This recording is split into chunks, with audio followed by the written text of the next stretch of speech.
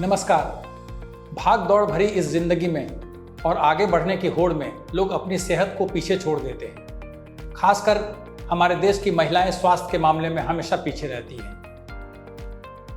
इस बार के हेल्थ तामा में हमने महिलाओं की सेहत को फोकस किया और जानने की कोशिश की कि क्यों महिलाओं के स्वास्थ्य को प्राथमिकता नहीं दी जाती। औरों की बात तो दूर, महिलाएं खुद भी अपनी सेहत पर ध्यान नहीं देती। क्या ये सुविधाओं की कमी का मामला है? क्या सामाजिक परंपराओं के स्वास्थ्य में बाधक बनने की घटना है, या महिलाओं में जागरूकता की कमी है? आखिर विकास की अंधी दौड़ में महिलाओं की सेहत क्यों पिछड़ जाती है? प्रस्तुत है कुछ डॉक्टरों से इस विषय पर बातचीत के अंश। क्या ये माना जाए कि डेवलपमेंट का वीमेन हेल्थ से डायरेक्ट संबंध है और नेगेटिव संबंध है? डेवलपमेंट का सर मैं ये नहीं कह सकती कि सिर्फ नेगेटिव संबंध है।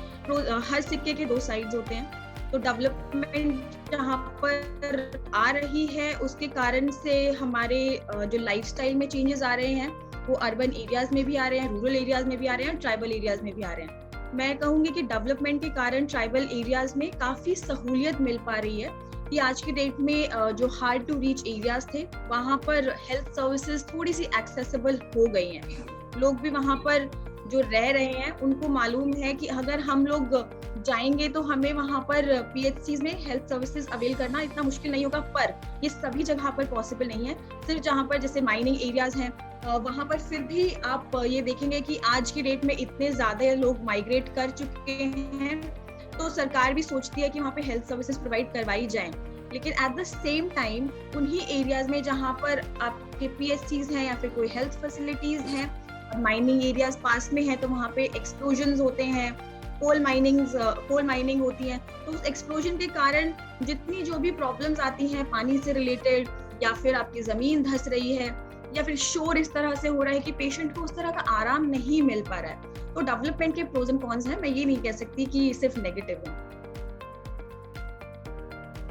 जो आदिवासी महिलाएं हैं वो स्वास्थ्य के मामले में थोड़ी ज्यादा जागरूक, क्या ये सही है या बाकी महिलाओं की तरह भी उनकी स्थिति है?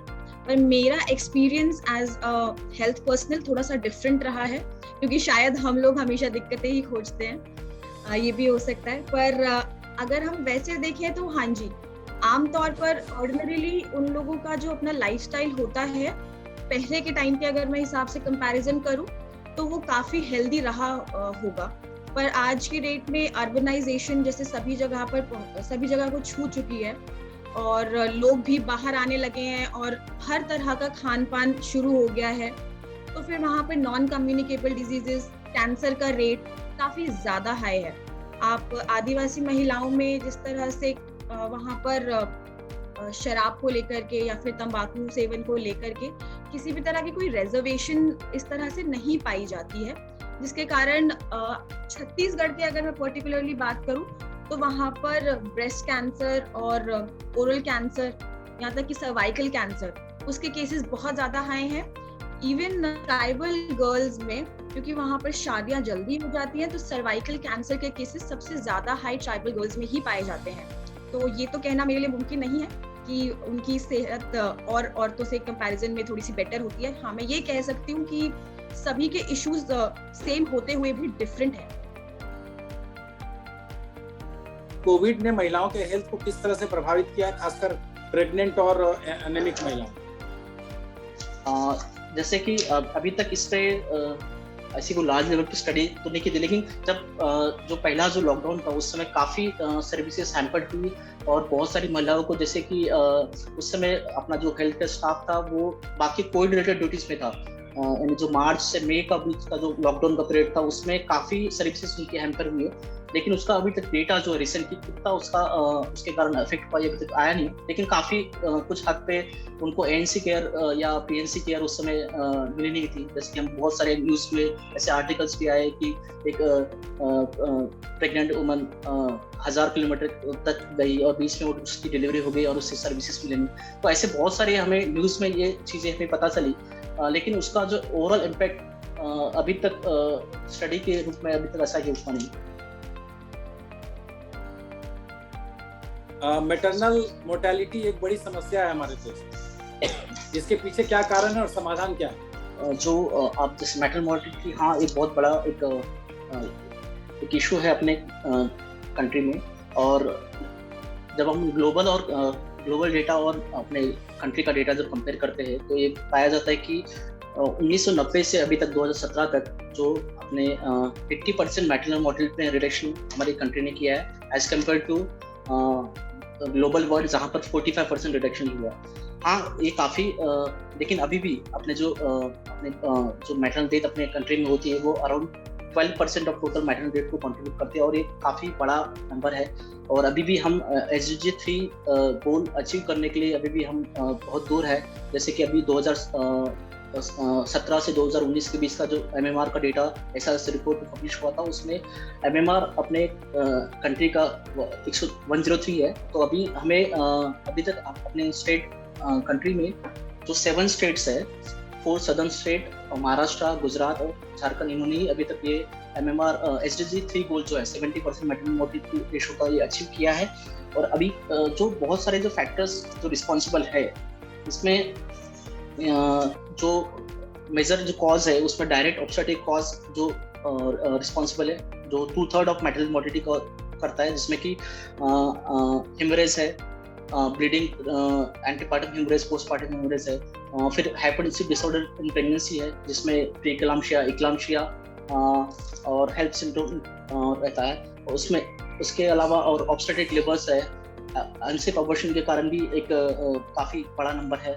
तो और सीवियर एनीमिया जो डायरेक्टली और इनडायरेक्टली एक बहुत बड़ा कॉज है जो अपने आप मैटरनल मोर्टेलिटी कॉज करता है। डॉक्टर सोनालिका, आपने उम्र की बात की, शादी की उम्र की, सरकार ने इसे अभी 18 से बढ़ाकर 21 कर दिया। आपको क्या लगता है इससे फर्क पड़ेगा या और बढ़ाने की जरूरत? फर्क तो देखिए सर 21 भी हम मतलब अब देखिए सर आजकल के 2 सिनेरियोज हैं। एक तरफ शादी 21 में भी हो रही है, एक तरफ शादी 35 और 30 में भी हो रही है। तो कॉम्प्लिकेशंस यंग एज में भी देखी जा रही है, कॉम्प्लिकेशंस आफ्टर 35 एंड 40 भी देखी जा रही है।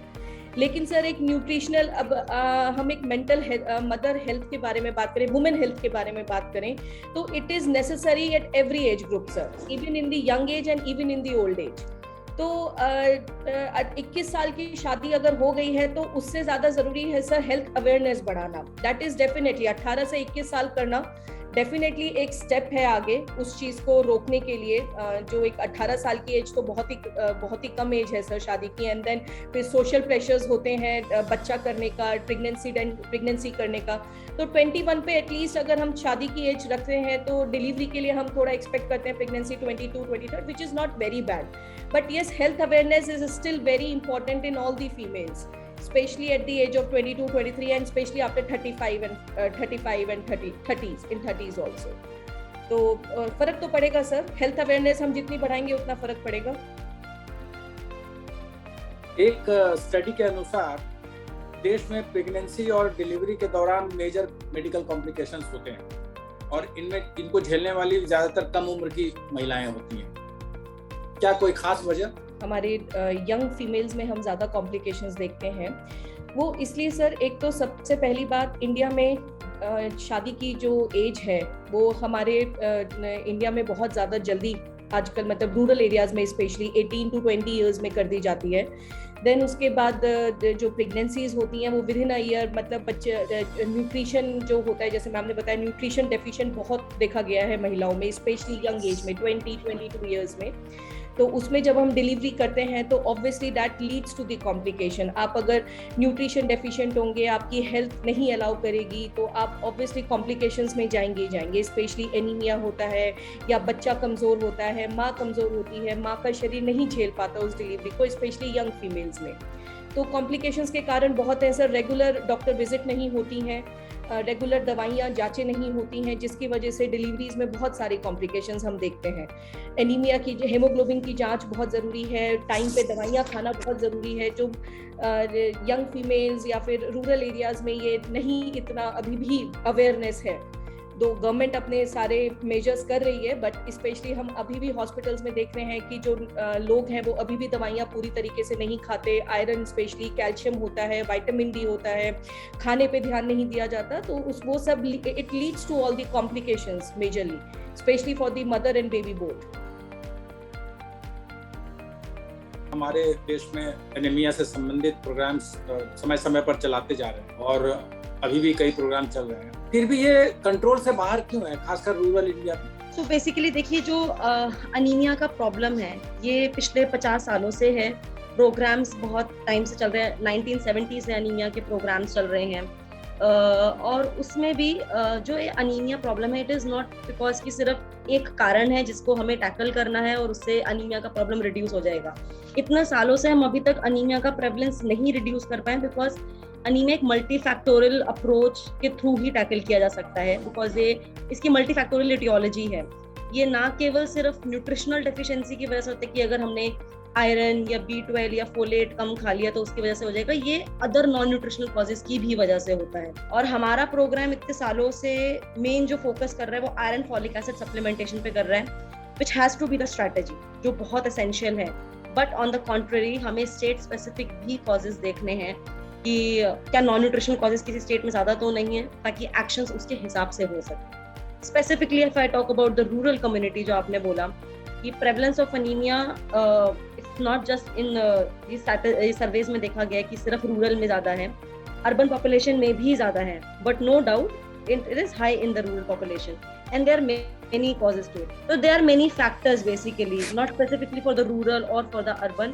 बहुत मल्टीपल अप्रोचेस हैं जिसको हमें टैकल करना है to reduce the prevalence of anaemia. ये बात तो तय है कि बाकी बातों के अलावा लोगों में जागरूकता की ज़बरदस्त कमी है।